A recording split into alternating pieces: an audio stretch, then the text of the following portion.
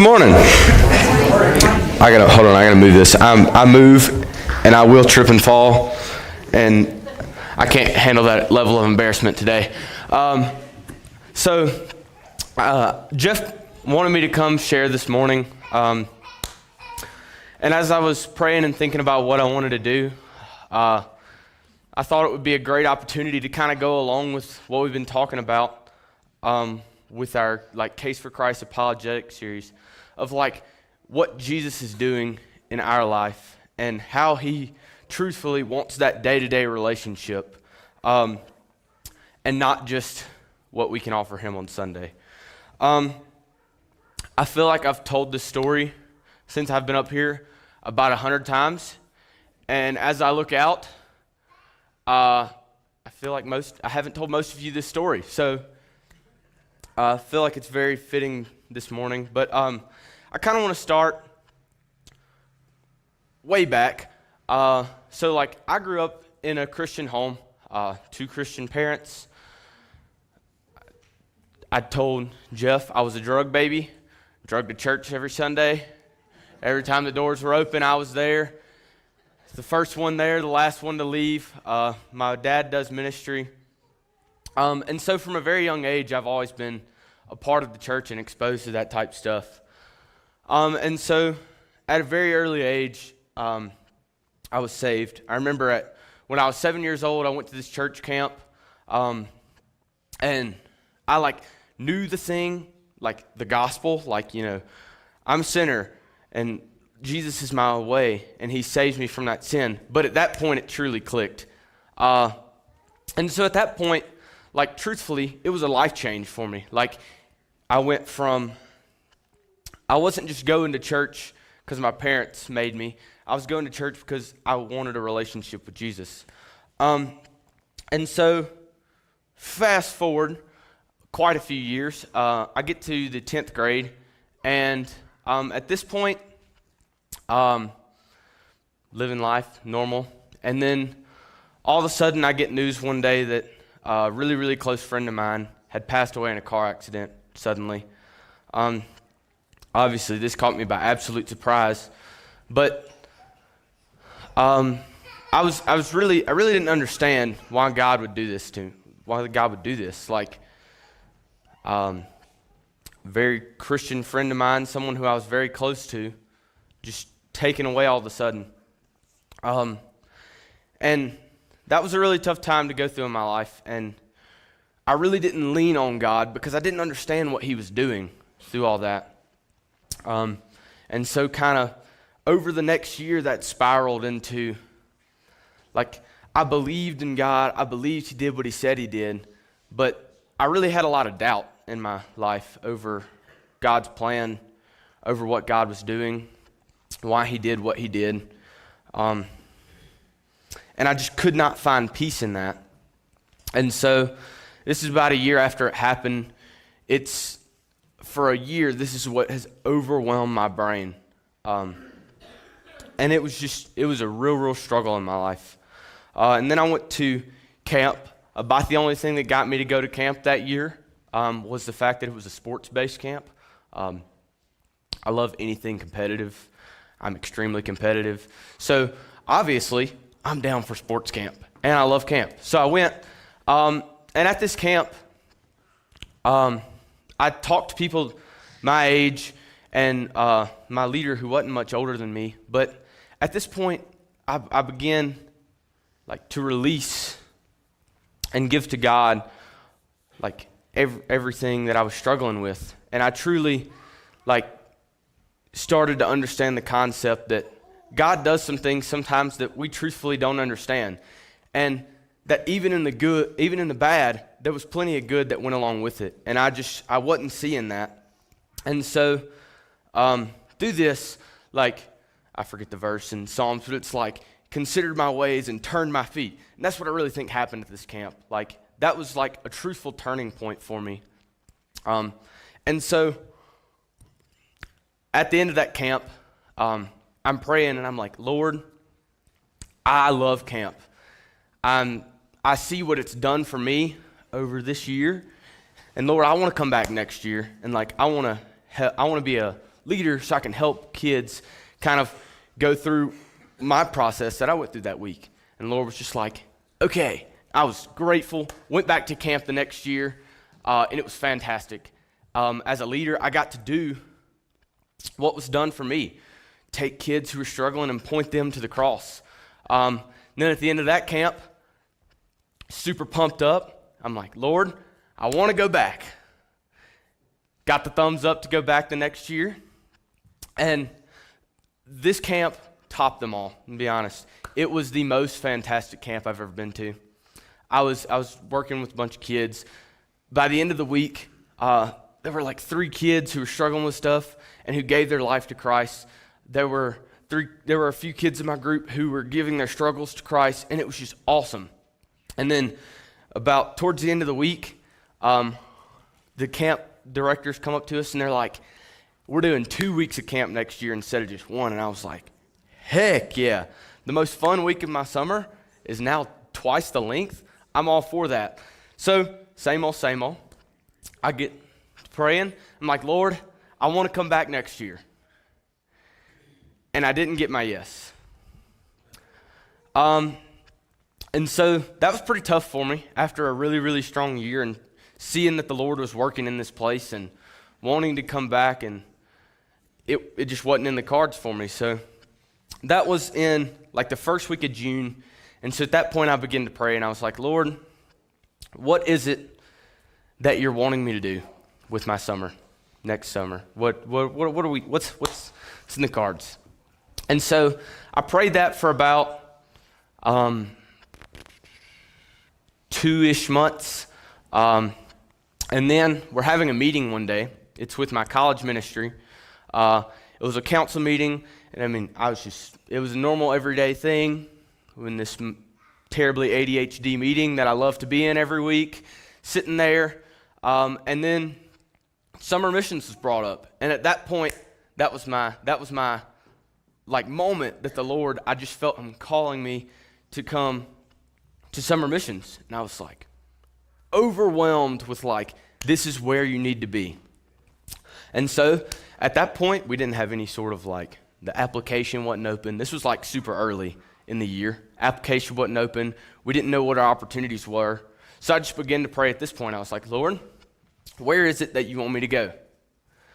And so I began to pray, and then at the beginning of September, we go to this big old, like, all the college ministries come together for a little conference, and we get there, and it's missions night, and so they're really pushing missions, and they had finally come out with the booklets and given them to us, and so I grabbed the book. I'm not paying any attention to what they're saying. I'm flipping through this book. I'm like, where are we going, God? Like, where are you sending me at this time? And so I'm flipping through, and most of them are like between 4 and 8 people, and I was like, not really something I want to do. So I began to look at like smaller opportunities. Flip, get over to Soda Springs, and I look at it, and it's Soda Springs, Idaho, one person. I read the job description. Absolutely not doing that.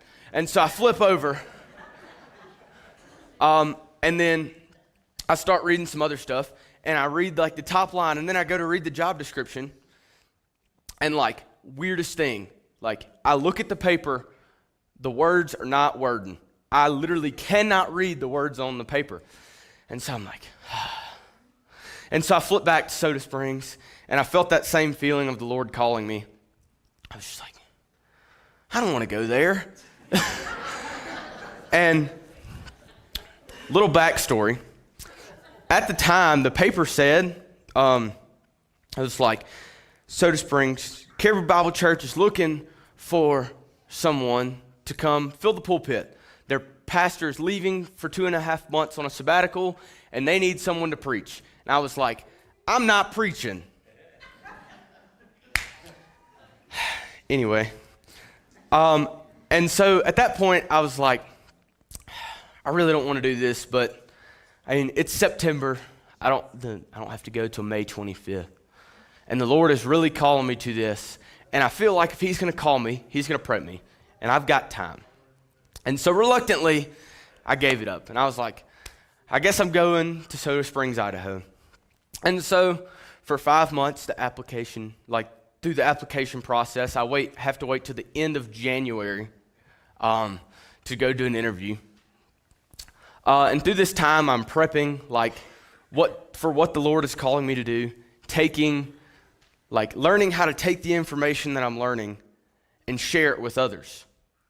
And so this all happens. Fast forward again, I get to my interview, and I'm like one of the first interviews in the first time slot. And so I go and I sit down at the table.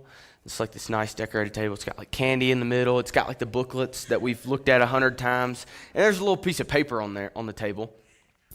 And I noticed it said Soda Springs, Idaho. And I was like, what's that? And so I grab it and I read it. And it's like, Soda Springs, Idaho, looking for 1 to 2 interns to help out around the church and with youth stuff. And I was like, oh my goodness, I've got to do this. And I've got to have someone under me. I don't even know where this place is.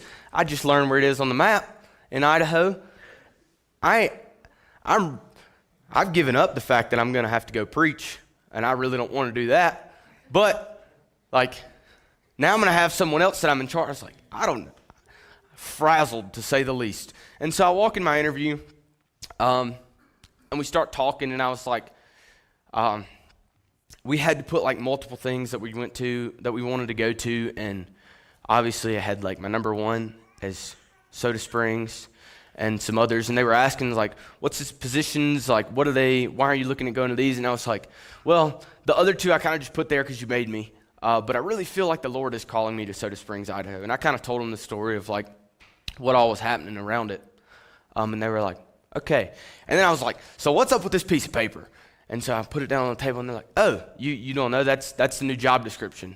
And I was like, oh, so the opportunity is still available to go, but it's switched. And so at this point, I still feel like I'm kind of torn of what I need to do, whether I need to continue to pursue what I've been learning how to do the past 5 months in preaching, or whether I need to go to Soda Springs, Idaho. Luckily, I didn't have to preach. So I thought, but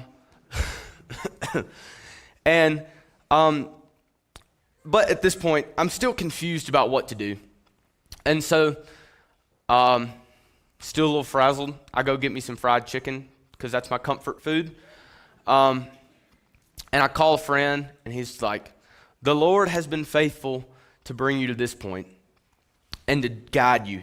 He's not gonna drop you at this point. He's like, you have an 1.5-hour drive on the way home to pray.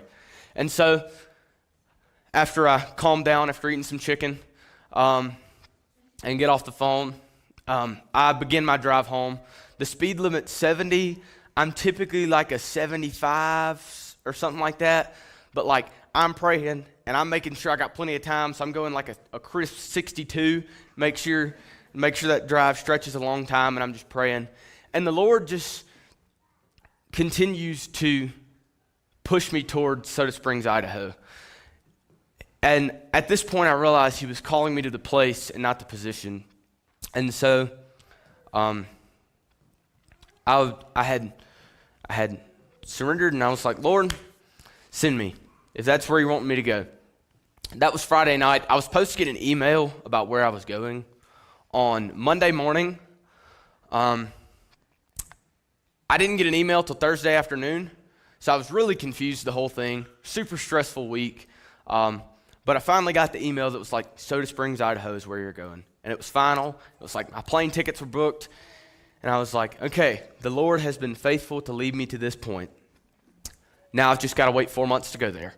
And so fast forward to May 25th. I think I've talked to Jeff on the phone, and Jeff and Dustin, one time. For about 10 minutes. So I have no clue what I'm getting into. I hop on the plane. I land in Salt Lake. I have an idea of what Jeff looks like over the phone.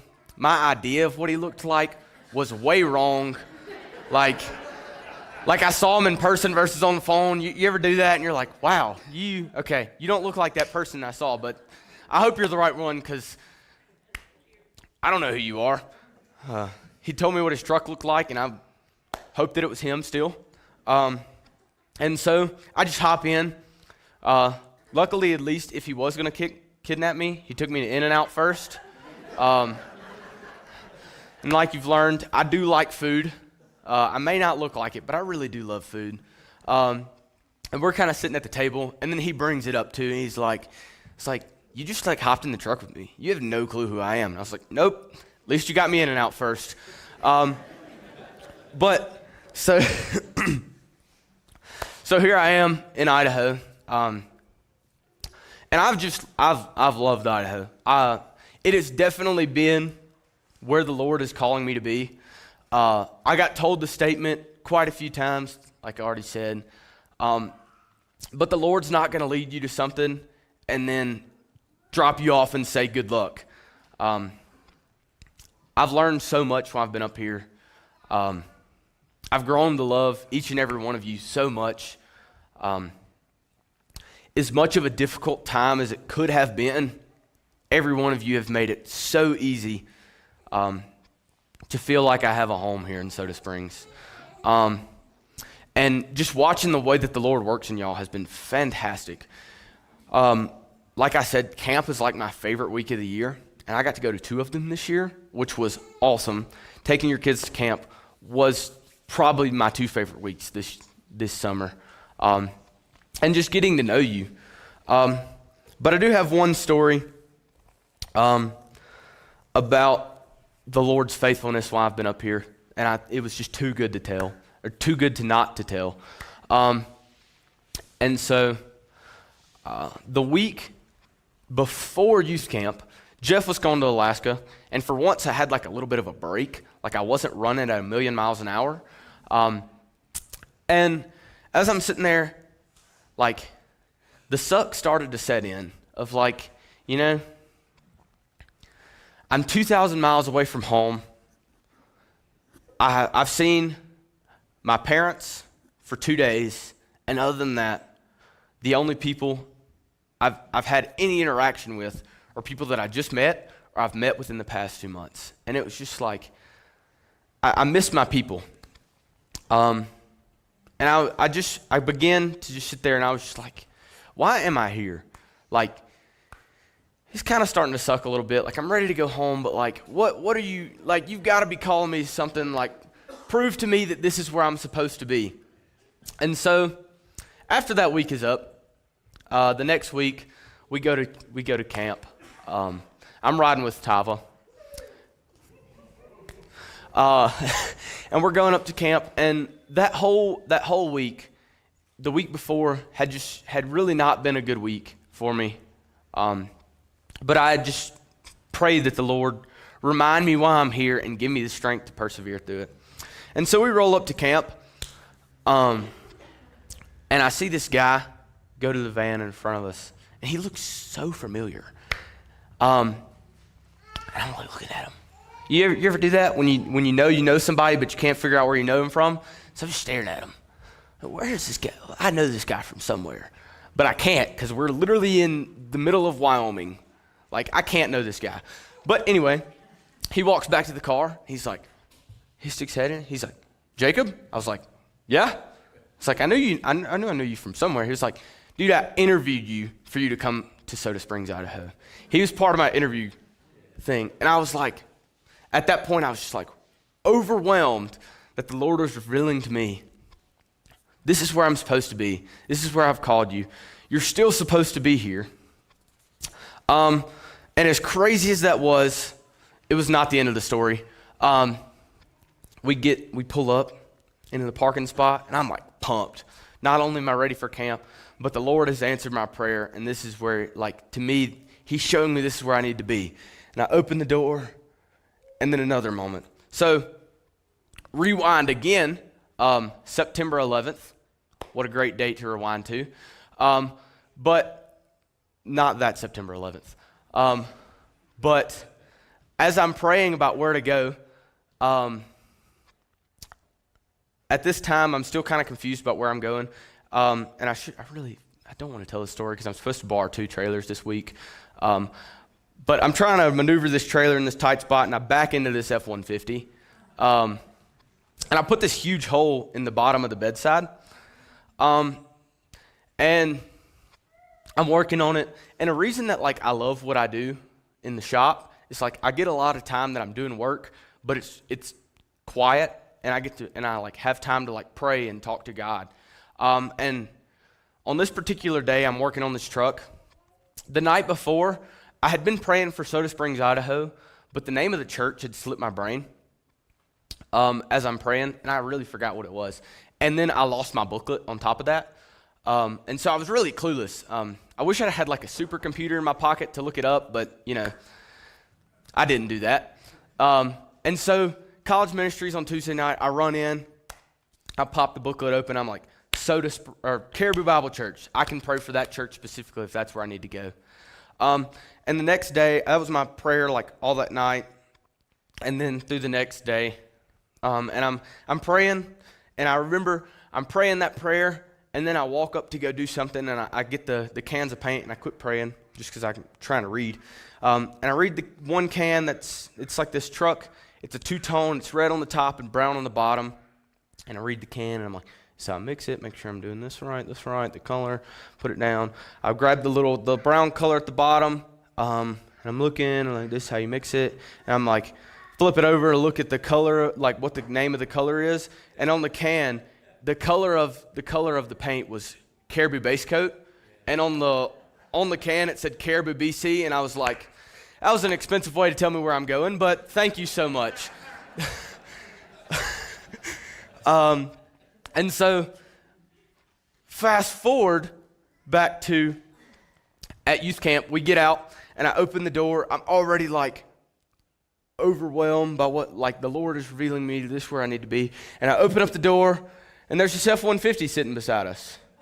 And it's red with the Caribou base coat color and a hole in the bedside right about where I'd hit that other one. And I just looked in, and I was like, Tava. It's like, what? And then I told her that story, and she's like, whoa. And so, yeah, that was it has really been true that the Lord will not take you somewhere and then leave you and say good luck. Even when sometimes, that week, it just felt like he wasn't there. He revealed himself to me and showed me that this is where I'm supposed to be in Soda Springs, Idaho. And so that's kind of my story. Here we are now. I'm doing what I said I didn't want to do, and I wasn't going to do. But anyway, here I am. But at church camp, we got this challenge, and I thought as I'm preparing this, I thought it was really fitting for this. Over in Romans 10, 14 through 17. Yeah, there it is. They challenged us not to live our spiritual life on the sideline, but to be active in pursuing what it is the Lord wants us to do. So starting in Romans chapter 10, starting in verse 14, how then will they call on whom they have not believed? And how are they to believe in of whom they have never heard? And how are they to hear without someone preaching? And how are they to preach unless they are sent? As it is written, how beautiful are the feet of those who preach the good news. But they have not all obeyed the gospel. For Isaiah says, Lord, who has believed what he has heard from us? So faith comes from hearing, and hearing through the word of Christ. So the challenge was to not live our life on the sidelines, to be what this verse is calling us to be, to share it in our daily lives. Now, I'm not saying you have to go 2,000 miles away from home for 2.5 months and do that. We should be praying, how, Lord, can I do this in the daily life that you've given me? Where are you calling me to be? What are you calling me to do? Whether it be the kid that you have, that you wake up every morning and put to bed, how are you showing them how Jesus is working in your life? Whether it be your coworkers, I can guarantee there's probably 5 people you see every single day. How are you sharing to them what Christ is doing for you? And how are you living in front of them that is pointing them towards Christ? If you're seeing multiple people a day, are they noticing that you are different in who you are compared to the world? A little thing that they gave us with it, and it really stuck with me. Statement he said later on in the day: the biggest reason for atheism in the United States is people who claim Christianity on Sunday morning but live like the world for 6 days. Are you the same person that walked through that door this morning?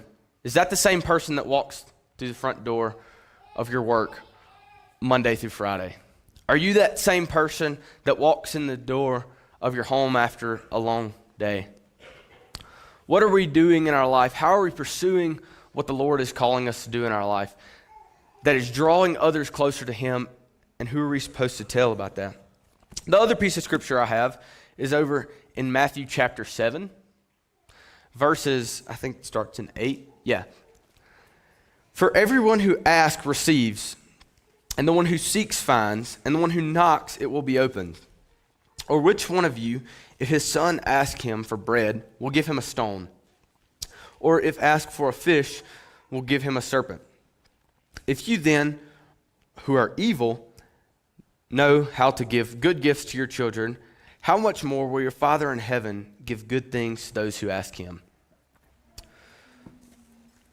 So, kind of one thing I learned from this experience is, like, how we talk to God. Like, what are we asking for from God? Are we coming to Him every day and asking what it is He's calling us to do? Are we praying for those people around us that we know that are lost? I had been doing it, but I didn't really realize that I was doing it. Hallie talks a lot about like praying specific prayers, and that really hit me. Are we praying specifically for that one person that we see every day that we know is lost, that we have the opportunity to show who we are and to tell who we are to them? Maybe you work in a job that like you encounter a bunch of people and you can't maybe directly tell them like your faith in Jesus and like that, but are you praying for opportunities to arise for people to ask you questions? Are you praying that when those opportunities arise, He's giving you strength to pursue that and to work in that? What does your daily life look like in praying for what God is calling you to do? And so that's really all I have for you this morning. As the worship team comes up, I'm going to pray for us. But as we sing songs, I pray that you would take a time of reflection to look at your own life and see areas you're struggling that you see the Lord calling you to do better in. To take time to step back and look where the Lord is calling you to, who the Lord is calling you to, what He's asking you to do. And so that's my challenge to you for this time of invitation. If you bow with me. Lord, we thank you so much for today. We thank you so much for the faithfulness that you have shown today through many, many stories, Lord. We thank you for the way that you are healing Crew in his life. And I pray that as we take this time of reflection, you reveal to us what it is you are calling us to do and who it is you are calling us to. It's in your name we pray. Amen.